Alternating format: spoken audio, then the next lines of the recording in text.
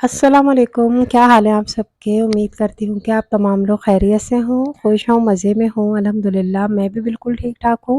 तो जी घर का कुछ सामान लेना था, तो मैंने एक छोटी-सी लिस्ट जो है वो मियाँ जी को दे दी थी कि आप जाके ये सामान जो है ये लेके आ जाएँ। तो वो कहने लगे नहीं चलो साथ ही चलते हैं और किफ़ाया चलते हैं, वो है हमारा पावर हाउस चौरंगी की तरफ। तो कहने लगे चलो वहीं चलते हैं। पहले तो उसका नाम था चेज़, तो अब वो चेंज हो गया है, तो मैंने कहा चलो जी। फिर मैं जिस हाल में भी बैठी हुई थी खैर फिर मैं उनके साथ निकल चली। तो रमज़ान में ये जो है चेंज हुआ था, वैसे तो पता नहीं ये चेज़ था या चेज़अप था या चेज़ वैल्यू था, क्या था जो भी था, लेकिन रमज़ान में ये किफ़ाया हो गया। तो बहुत अच्छी उन्होंने ओपनिंग भी की थी, हम लोग गए भी थे, काफ़ी डिस्काउंट भी लगाया था।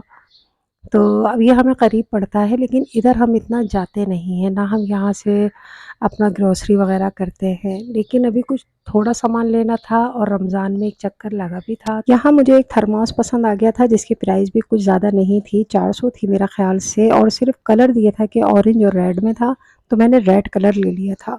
और इसमें हमने एक बार चाय भी होटल से मँगवाई है, रात को गैस नहीं आ रही थी, तो मेरा बेटा चाय लेने जा रहा था, तो मैंने कहा कि भई वो थैली में देते हैं, इतनी गरम-गरम चाय होती है, तो ये थर्मोस ले जाओ। मैं उधर क्रॉकरी के एरिये में थी और मियाँ जी इधर स्लीपर वगैरह देख रहे थे। ख़ैर से पसंद आ गई थी कलर-शलर, तो सामान हमने अपना ले लिया था और बस अब जाना था घर। लेकिन मुझे लग रही थी बहुत ज़्यादा भूख और समझ नहीं आ रहा था क्या खाया जाए। मैं मियाँ से यही कह रही थी कि रास्ते में अगर कोई अच्छी चीज़ मिले या जो भी मिले मुझे दिला दीजिए।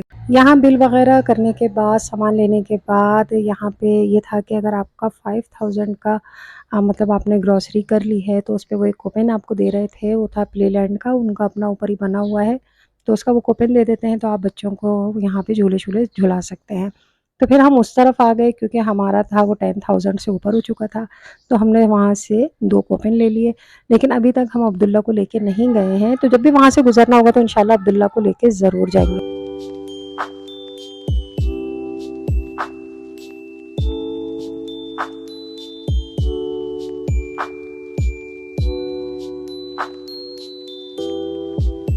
रास्ते से लिया मैंने अंडे वाला बर्गर, जो कि मैंने हाफ़ तो रास्ते में ही खा लिया था, हाफ़ घर आके खाया, और एक ये मैंने पैकेट लिया था, ये क्या है, चोको पॉपकॉर्न है। मैंने कहा दोनों लेके देखते हैं कि कैसे हैं। तो ये है पॉपकॉर्न जो कि चॉकलेट इनके ऊपर कोटिंग हुई हुई है, और ये छोटे-छोटे से जो बॉक्स या देख रहे हैं आप, ये मुझे बहुत अच्छे लगते हैं ना इस तरह के। तो ये मैंने वहाँ से ले लिए थे। मेरे मियाँ जी कह भी रहे थे इतने छोटे-छोटे इसमें रखना क्या है? मैंने कहा वो तो बाद में सोचेंगे। सामान सारा मैंने किचन में रख दिया था, अभी मेरी रखने की बिल्कुल हिम्मत नहीं थी। मैंने सोचा सुबह रखूँगी। और ये फेस वॉश जो आपने देखा है ये फर्स्ट टाइम हमने लिया है, अब तो मैंने यूज़ भी कर लिया है। तो ये भी बड़ा ज़बरदस्त है, अच्छा है।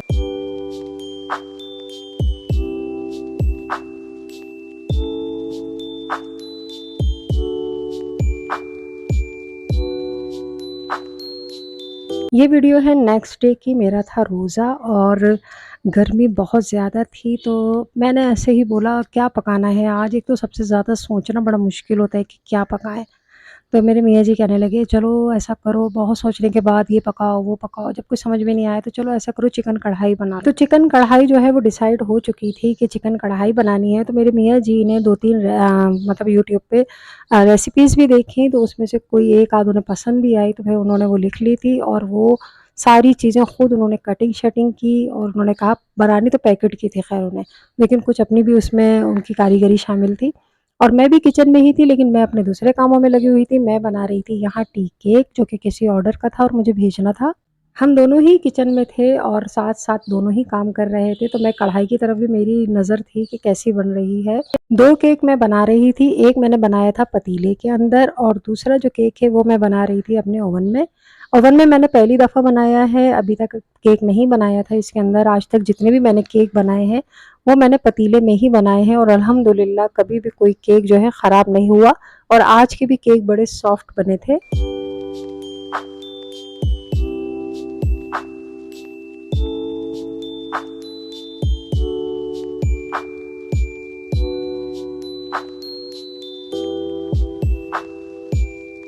एक केक मैंने बनाया था तिल वाला और एक बनाया था मैंने सादा। मैंने सोचा चलो भई इनका वेट शेट कर लूँ कि कितने वेट के ये बने हैं, और केक बहुत सॉफ्ट बना था। मेरे मियाँ को तो इतना ज़्यादा पसंद आया कि बा वो मुझसे ये कह रहे थे ये बना के घर में रख लो।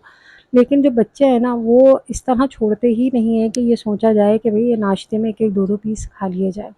वो बचते ही नहीं हैं। ख़ासकर केक तो किसी भी किस्म का बन जाए वो ख़त्म ही हो जाए। यहाँ आप दोनों केक के रिज़ल्ट देख सकते हैं, चाहे वो पतीले वाला हो या वो ओवन वाला हो, कि कोई ख़ास उसमें फ़र्क नहीं है। खूबसूरत भी हैं, सॉफ्ट भी हैं और मज़े के भी। अब मज़े का तो मैं ही आपको बता सकती हूँ, मज़े के भी बने हैं। तो इस तरह आप भी, अगर आपके पास ओवन नहीं है तो आप अपने घर में पतीले में आराम से केक बना सकते हैं। यूट्यूब पे इतनी सारी रेसिपीज़ इसकी हैं, कोई सी भी एक देख लें और उसको बिल्कुल वैसे ही फ़ॉलो करें जैसे वो है। इसमें अपनी मर्ज़ी नहीं चलती कि भई अगर कोई हाफ़ टी स्पून है तो आपने उसको सोचा 1 टीस्पून कर दूँ, तो इस तरह नहीं होता। उसको बिल्कुल आपको वैसे ही फ़ॉलो करनी पड़ती है।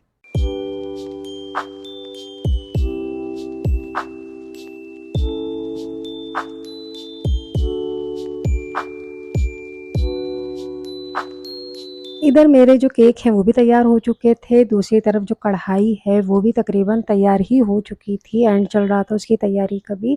मैंने सोचा ये ठंडे भी हो चुके हैं, इनको पैक शैक करके रख दूँ, क्योंकि अब रोज़ा लग रहा था मुझे सच में, और दिल चाह रहा था बस जल्दी से अब अज़ान हो जाए। खाना भी तैयार हो चुका था, केक भी तैयार हो चुके थे, बस भिजवाने थे। मैंने सोचा था रोज़े के बाद भिजवा दूँगी।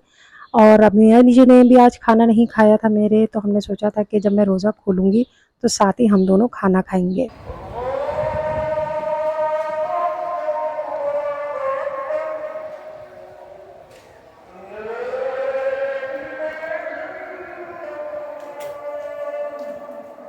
अज़ान भी हो रही है और यहाँ कढ़ाई भी जो है तैयार हो चुकी है, और जितनी अच्छी ये देखने में लग रही है, सच में खाने में भी उतनी ही मज़े की थी। मुझे तो उम्मीद भी नहीं थी ये इतनी अच्छी बनेगी, क्योंकि मेरे मियाँ को कुकिंग-शुकिंग का बिल्कुल भी कोई शौक नहीं है, ना उनका कोई ऐसा इरादा होता है कि भई मैं उठूँ और खाना-वाना बनाऊँ।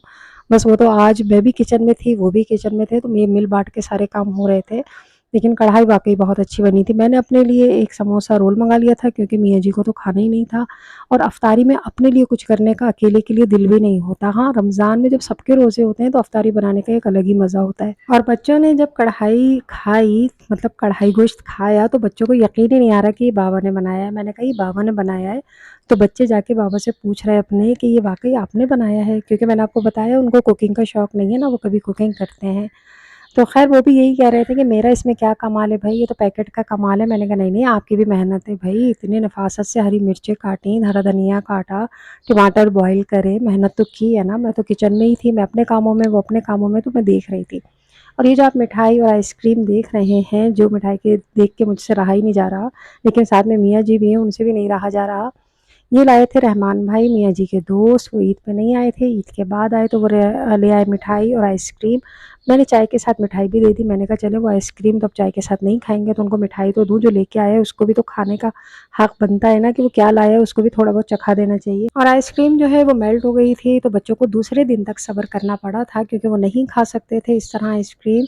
तो ये हमारी दूसरे दिन की वीडियो है जो आप देख रहे हैं, जो लग भी रहा है कि हाँ भई आइसक्रीम है, वरना तो ये बिल्कुल ऐसा लग रहा था कोई मिल्क शेक वग़ैरह है। तो आइसक्रीम वो लाए थे चॉकलेट और मैंगो।